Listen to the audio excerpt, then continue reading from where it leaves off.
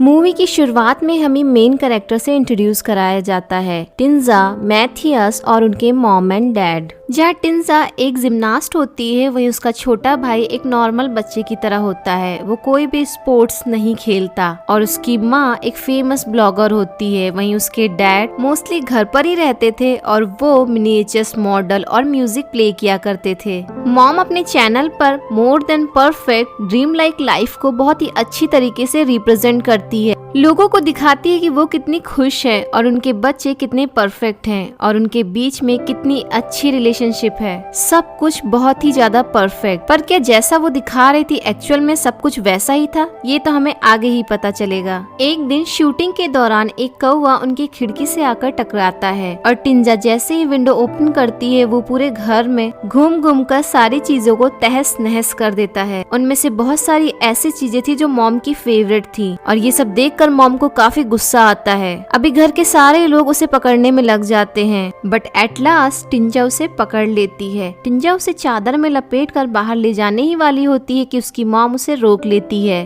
इस कौवे ने उनका इतना नुकसान किया है तो उसकी कीमत तो उसे चुकानी ही पड़ेगी, इसलिए उसकी माँ उस कौवे की गर्दन मरोड़ कर उसे मार डालती है और फिर वो अपनी बेटी से कहती है कि वो इसे कंपोज बिन में फेंक आए। टिंजा अपनी मॉम की हैवानियत से यूज्ड टू थी, इसलिए वो ज्यादा हैरान नहीं थी और जब टिंजा वहाँ से निकलती है तो हम उस कौवे को हिलता हुआ देखते हैं। नेक्स्ट डे टिंजा देखती है कि उसके पास वाले घर में कुछ नए पड़ोसी आए हैं, जिनके यहाँ उसी के एज की एक लड़की आई जिसका नाम रीटा है और उसके पास एक पेट डॉग भी है। रीटा उसे अपने घर में इनवाइट करती है। टिंजा भी बहुत एक्साइटेड होती है उसके घर जाने के लिए, पर उसकी मॉम उसे मना कर देती है। एक्चुअली रिसेंटली टिंजा का एक कंपटीशन होने वाला है और मॉम चाहती है कि वो इस कंपटीशन को जीते, ना कि वो अपना टाइम इधर उधर वेस्ट करे। उस रात जब सब सो गए थे तो टिंजा को कुछ क्रीपी आवाजें आने लगती हैं जंगल से और वो कुछ बिना सोचे समझे उस आवाज का पीछा करने लगती है। पता नहीं क्यों पर उसे ऐसा लग रहा था मानो ये उस कौवे की ही आवाज है, इसलिए सबसे पहले जाकर वो कंपोज बिन चेक करती है जहाँ से वो कौवा गायब था। इसलिए वो जंगल में आगे बढ़ती है। तब वहीं उसे वो कौवा दिखता है जो दर्द से कहला रहा था। बेचारा हिल तक नहीं पा रहा था और उसके दर्द को कम करने के लिए टिंजा एक पत्थर से उसे बड़ी बेदर्दी से मार डालती है, इतना कि उस कौवे का माथा बुरी तरीके से स्मैश्ड हो चुका था। उसके बाद टिंजा की नजर पास में रखे एक एग पे जाती है और उस अंडे को देखकर टिंजा काफी गिल्ट में आ जाती है। उसको पता चल जाता है कि जरूर हो ना हो ये उस कौवे का ही अंडा है, इसलिए वो उस अंडे को उठाकर अपने घर ले आती है और उसे पिलो के नीचे रख कर सो जाती है। नेक्स्ट डे हमें उनकी लाइफ की कुछ रियलिटीज पता चलती हैं कि वो लोग अपनी लाइफ को जितना परफेक्ट बताते हैं उतना है नहीं।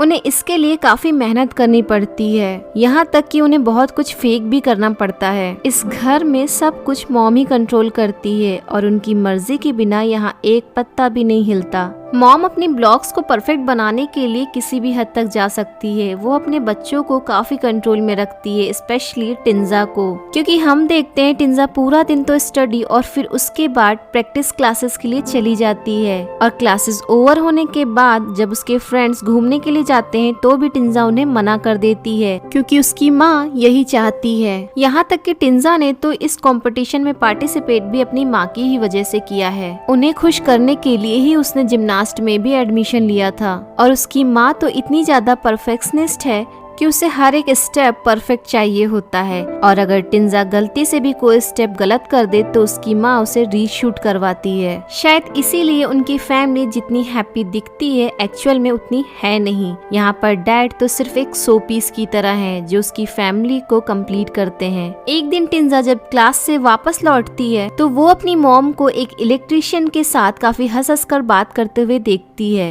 वो इलेक्ट्रीशियन तो थोड़ा बहुत घबरा जाता है, लेकिन मॉम एकदम कैजुअल रहती है और वो उसे अपना एक खास दोस्त बोलकर इंट्रोड्यूस कराती है। टिंजा भी अपनी मॉम से इस बारे में कोई बात नहीं करती है और चुपचाप अपने रूम में चली जाती है अपने उस अंडे को चेक करने। और जब वो उस अंडे को चेक करती है तो उस अंडे में से दिल के धड़कने की आवाज उसे सुनाई देती है। और ऐसे ही कुछ दिन अब बीत जाते हैं। टिंजा नोटिस करती है कि उसका अंडा साइज में अब कुछ बड़ा हो गया है। ऐसे में तो उसे पिलो के नीचे छुपाना रिस्की हो सकता है, इसलिए वो उसे अपने टेडी के अंदर छुपा देती है। उस दिन टिंजा जब क्लास जाती है तो उसे पता चलता है कि रीटा भी उसी के क्लास में है और वो उससे बेहतर परफॉर्म कर रही है। इससे टिंजा को तो कोई फर्क नहीं पड़ता, पर उसकी मॉम को ये बात हजम नहीं होती, इसलिए क्लास ओवर होने के बाद उसकी मॉम उससे प्रैक्टिस करवाती है और तब तक प्रैक्टिस करवाती है जब तक उसके स्टेप्स परफेक्ट ना हो जाएं, भले उसके हाथों में छाले ही क्यों ना आ जाएं। कोच भी ऐसा करने से मना करती है पर वो बिल्कुल नहीं सुनती, क्योंकि उसे तो अपने ब्लॉग में इस कंपटीशन को हाईलाइट जो करना था। ऐसे में तो टिंजा को हर हाल में इस कंपटीशन को जीतना ही पड़ेगा। एक्चुअली मॉम के साए में रहते रहते सभी ने अपना वजूद खो सा दिया है, उनकी खुद की तो कोई खुशी या डिजायर है ही नहीं। ऊपर से उस रात मॉम टिंजा को बताती है कि वो उस इलेक्ट्रीशियन से प्यार करती है और पिछले कुछ महीने से वो बिजनेस टूर के बहाने उससे मिलती भी आई है। इनफैक्ट कल भी वो उससे मिलने ही जा रही है। वो टिंजा से इस बात को सीक्रेट रखने के लिए कहती है। टिंजा भी कुछ नहीं कर सकती थी, इसलिए वो चुपचाप आकर अपने उस अंडे से लिपटकर रोने लगती है। उसी दौरान हम देखते हैं कि टिंजा के आंसू की एक बूंद जाकर उस अंडे के अंदर एब्जॉर्ब हो जाती है। उसके तुरंत बाद ही उस अंडे का छिलका टूटने लगता है और उसके अंदर से निकल आता है किसी का हाथ, जिसे देखकर टिंजा बहुत डर सी जाती है और जाकर छुप जाती है और वो देखती है कि उस अंडे में से कुछ क्रीपी क्रिएचर जैसा निकल के आया है, जो दिखने में तो बर्ड जैसा है पर उसका साइज काफी बड़ा है। और इस क्रिएचर की आवाज होते ही डैड तुरंत रूम में आते हैं। टिंजा उन्हें तो संभाल लेती है पर ये क्रिएचर विंडो से कूदकर बाहर भाग जाता है। टिंजा को लगता है कि वो क्रिएचर अब कभी वापस नहीं आएगा, लेकिन नेक्स्ट डे ही वो क्रिएचर उसी विंडो से वापस आ जाता है और वो उसे अपना हाथ दिखाता है जिसमें विंडो से कूदने से उसे चोट लग गई थी। वो टिंजा को थोड़ा सा पैम्पर भी करता है।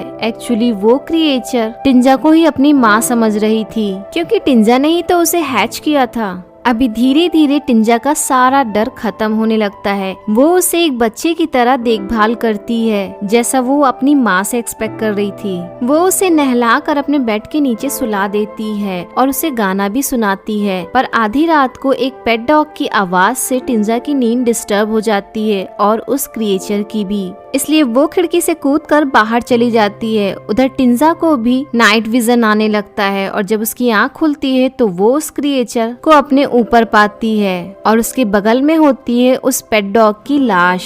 इस क्रिएचर ने उस डॉग को मार डाला है और वो भी सिर्फ इसलिए क्योंकि टिंजा की नींद डिस्टर्ब हो रही थी। ये सब देखकर टिंजा तुरंत वॉमिट करने लगती है, पर अजीब बात तो ये होती है कि वो क्रिएचर टिंजा की वॉमिट को खा रही थी, जस्ट लाइक एक मॉम बर्ड अपने बेबी बर्ड को फीड।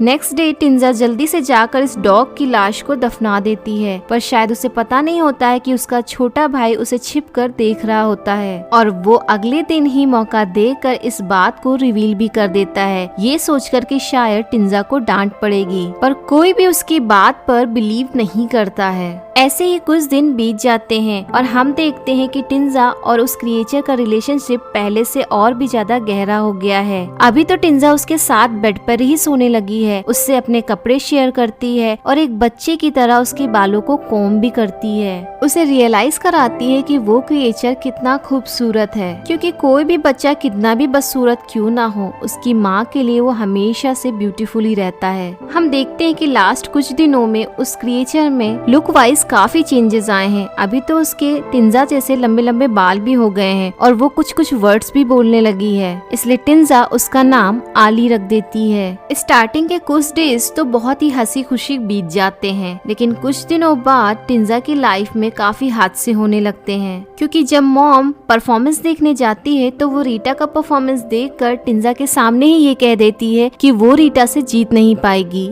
जिससे टिंजा का दिल टूट जाता है और इसका डायरेक्ट असर पड़ता है आली के ऊपर। न जाने कैसे उसके साथ इसका एक साइकिक कनेक्शन बन चुका था। वो वही फील करती थी जो टिंजा फील करती थी। जैसे पहले वो समझ गई थी कि उस डॉग की वजह से ही टिंजा सो नहीं पा रही है और अभी उसे पता चल जाता है कि रीटा उसके लिए एक बहुत बड़ा खतरा बन सकती है, तो आली रीटा पर हमला कर देती है। ये सारी चीजें टिंजा भी फील कर पा रही थी और इसी की वजह से उसे दौरे पड़ने लगते हैं, जिससे उसकी माँ को लगता है कि शायद टिंजा स्ट्रेस्ड आउट है। इसलिए वो उसे चीयर अप करने के लिए अगले दिन ही अपने बॉयफ्रेंड के घर ले जाने की बात कहती है, और वो भी अपने हस्बैंड को बताकर। हालांकि टिंजा अभी छोटी है, पर वो इतना तो समझ रही थी कि उसकी मॉम उसके डैड को चीट कर रही है, पर शायद डैड को कोई भी फर्क नहीं पड़ता है। वो इस बात को काफी इजीली एक्सेप्ट कर लेते हैं। शायद उन्हें पता होता है कि उनके कुछ भी करने का कोई भी फायदा नहीं है, क्योंकि मॉम तो वही करेगी जो उसका मन करेगा। उसके बाद ये दोनों उस आदमी के घर पहुंच जाते हैं, और वहां पहुंचकर हम देखते हैं कि उस आदमी को एक बेबी भी होता है, जिसे मॉम बहुत ही ज्यादा प्यार दुलार करने लगती है। और ये सब देखकर टिंजा थोड़ी सी जेलस सी हो जाती है। उस रात आली भी टिंजा को ढूंढते ढूंढते वहां तक पहुंच जाती है, और शायद उसके बिना टिंजा भी लोनली फील कर रही थी। ऐसा लग रहा था मानो टिंजा उसी का ही वेट कर रही हो। अगले ही दिन टिंजा को रीटा के बारे में पता चलता है, और वो उससे मिलने हॉस्पिटल जाती है। उसकी जो कंडीशन होती है उससे देखकर टिंजा की तो रूह ही कांप उठती है। आली ने ये क्या कर दिया। वो घर आकर आली पर बहुत ज्यादा चिल्लाती है, खुद को ही मारने लगती है, जिससे कि उसको चोट लगे। बट एट लास्ट आली उसे शांत कर देती है, और ये यकीन दिलाती है कि उसने जो कुछ भी किया उसमें उसका भला ही होगा। और शायद टिंजा भी कहीं ना कहीं ये बात जानती थी, क्योंकि वो भी नहीं चाहती थी कि रीटा इस कंपटीशन को जीते। टिंजा नोटिस करती है कि आली अब दिखने में बिल्कुल सेम टू सेम उसकी जैसी हो गई है, बट सिर्फ देखने में। टिंजा जैसी तो कोई भी क्वालिटी उसमें है ही नहीं। इनफैक्ट वो तो नेगेटिविटी और एग्रेशन का बस एक बॉक्स है।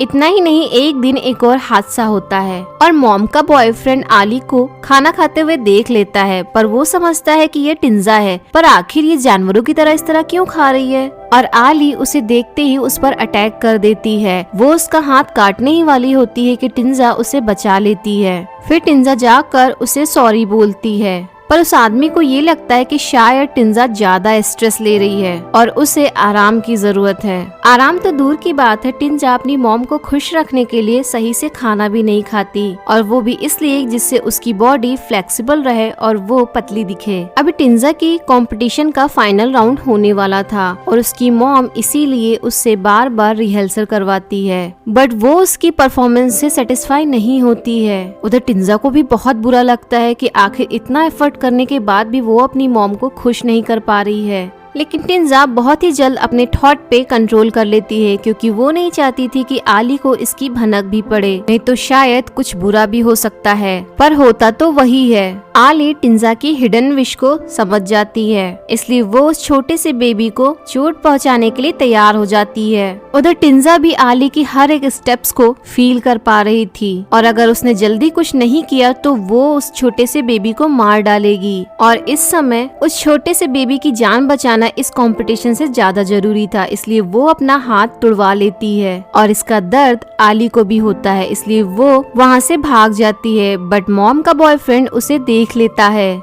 इस बार तो वो 100% श्योर हो जाता है कि जरूर टिंजा में कोई बीमारी है, और शायद अच्छा यही होगा कि वो जल्द से जल्द उसकी मॉम से ब्रेकअप कर ले, क्योंकि वो अपने बेबी की लाइफ खतरे में नहीं डाल सकता था। इससे मॉम अभी बहुत ही ज्यादा गुस्से में आ जाती है, और उनका सारा गुस्सा टिंजा पे जाकर फूटता है कि आखिर वो परफेक्ट क्यों नहीं है, ये सारी चीजें उसी की वजह से हुई है। वो दोनों घर आ जाते हैं, बट टिंजा आली को घर आने नहीं देती है। वो विंडो बंद कर लेती है, इसलिए आली घूम कर आती है और उसे डैड देख लेते हैं। साथ ही साथ मॉम भी जाती है और टिंजा के बालों को कोम करने लगती है, पर उन्हें ये नहीं पता होता है कि ये टिंजा नहीं बल्कि उनकी हमशक्ल है। और आली की कंडीशन देखकर मॉम काफी सरप्राइज हो जाती है कि आखिर कोई इतना डिस्गस्टिंग कैसे हो सकता है। बात करते करते जब वो उसके बालों को खींचती है तो बालों का एक गुच्छा कॉम में आ जाता है, और आली के सर से खून निकलने लगता है। अब आली का इतना भयानक रूप देखकर मॉम बहुत डर जाती हैं, और जब तक वो कुछ समझती तब तक आली उन पर अटैक कर देती है, और ये सब कुछ टिंजा बाहर से देख रही थी।